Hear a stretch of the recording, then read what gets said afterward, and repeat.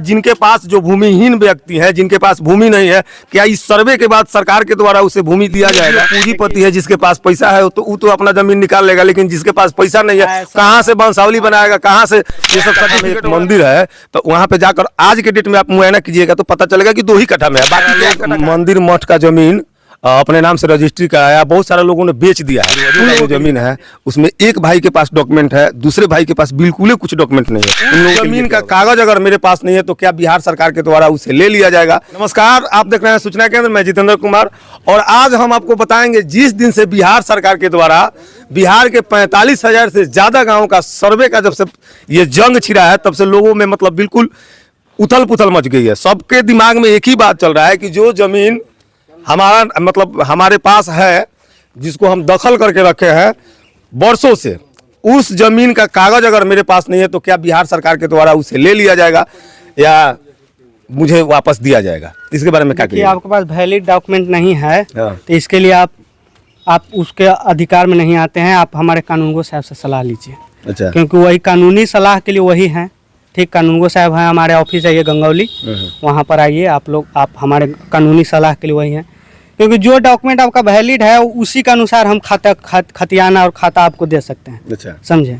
एक बात बताइए, जो जमीन, एक मिनट रुकिए, भागिएगा तो कैसे होगा? बोलिए। एक बात बताइए कि आज के डेट में बहुत ऐसा केस आपको मिला होगा कि मेरा जमीन का जो मतलब पूर्वजों का जो जमीन है उसमें एक भाई के पास डॉक्यूमेंट है, दूसरे भाई के पास बिल्कुल कुछ डॉक्यूमेंट नहीं है। उन लोगों के लिए क्या होगा? समस्या तो आता होगा आपके पास। ये समस्या आया है, रियल में बात सही है, तो उसके लिए आप ये हैं कि आप भी ऑथराइज है कि आप जाइए और नकल निकलवाइए और देखिए, आप नकल निकलवाइए, उसके अनुसार आप हमारे पास दावा कीजिए कि किस आधार पर आप बोल रहे हैं, वंशावली बना करके दीजिए कि हम उन्हीं के वंशज में से हैं, इस टाइप, तब उसके अनुसार हम देखा जाएगा। बहुत सारा लोग मंदिर मठ का जमीन अपने नाम से रजिस्ट्री कराया, बहुत सारे लोगों ने बेच दिया है। उन लोगों के लिए क्या कहिएगा? देखिए, मंदिर मस्जिद मठ जो है, जो गुरुद्वारा, ये सब का जमीन बेचने का किसी का अधिकार नहीं है। बेचा है लोग ना, बहुत लोग खरीदा है, बेचा है लोग। तो इलीगल है, समझ लीजिए बात। मतलब हम आपको एक बात बताएं कि अगर 10 कट्ठा में एक मंदिर है तो वहाँ पे जाकर आज के डेट में आप मुआयना कीजिएगा तो पता चलेगा कि 2 ही कट्ठा में है, बाकी के 8 कट्ठा कहाँ गया?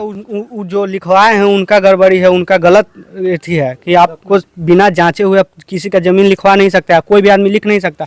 दोनों के ऊपर कानूनी कार्रवाई हो सकती है, जो हमारे ऊपर के अधिकारी हैं इस पर वो भी राय देंगे अपना। वंशावली बात जान लीजिए कि सर, मठ मस्जिद का जमीन किसी दूसरे आदमी को बेचने का अधिकार, खरीदने का अधिकार नहीं है। उनका सवाल है, सुनिए, उनका सवाल है कि बाजार का जो जमीन होता है, सरकारी जमीन जहाँ पे बाजार लगता है, उसमें अगर कोई गलत तरीके से अपना मकान बना लिया, उसके लिए क्या होगा? उसका मकान टूटेगा? खुद बोल रहे हैं कि गलत तरीके से बना लिया।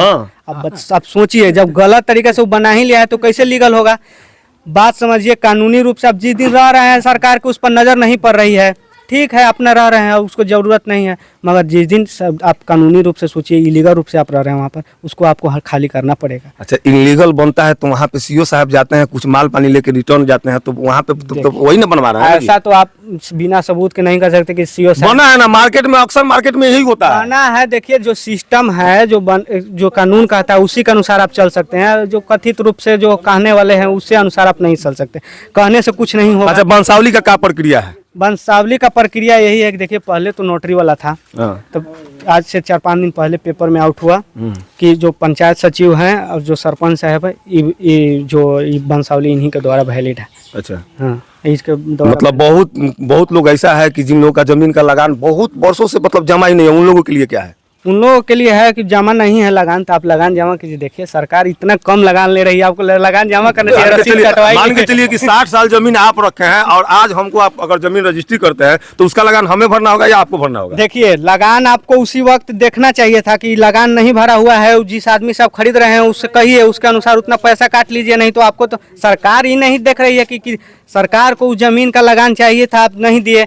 आप जिस आदमी से लिखवाए वो आदमी लगान नहीं दिया होगा तो लगान तो लगेगा जी। सरकार अगर पहले से ध्यान देती तो इतना जमीनी विवाद थोड़ी होता। आज एकाएक आज सरकार बोल रही है कि सर्वे करा रहे हैं। देखिए, कोई भी जो भी सर्वे सरकार सोची है करवाने के लिए, तो ग्रामीण लोगों का समस्या के अनुसार सोचा होगा।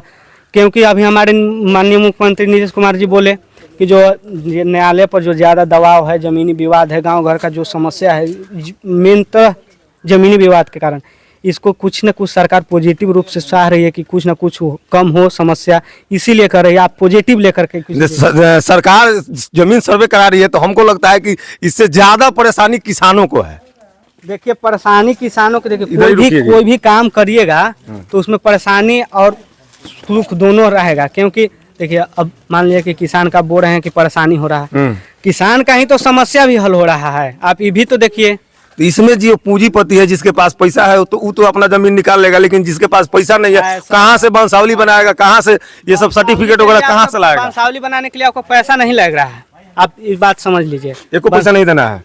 पैसा आपका सरपंच साहब पैसा कब मांगे हैं आपसे? मतलब वही तो पूछना, एको पैसा नहीं ना लग रहा है। बिल्कुल नहीं, किसी को पैसा नहीं देना है। सरकार पैसा उसको महीना दे रही है, सरकारी कर्मचारी के लिए पैसा दे रही है। अच्छा, और जो लोग जनप्रतिनिधि है, जनप्रतिनिधि का दायित्व है कि इसीलिए चुने गए हैं कि वो लोग बना करके आपको देंगे।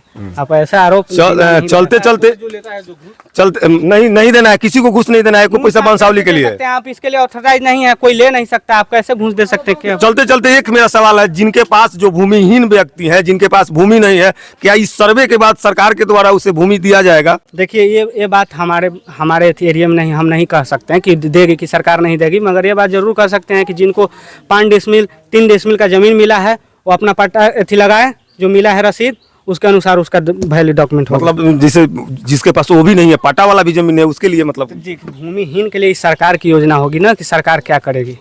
अब ये हाँ चलिए, मतलब बहुत सारे लोगों का कहने का मतलब ये है कि सरकार ये सर्वे करा रही है, जिसके पास जमीन नहीं है उसको जमीन देगी, लेकिन कर्मचारी साहब के अनुसार ऐसा कुछ नहीं लग रहा है। लेकिन फिर भी सरकार का मतलब मानसिकता अगर देना होगा तो देगी। वीडियो को देखने के लिए बहुत बहुत धन्यवाद।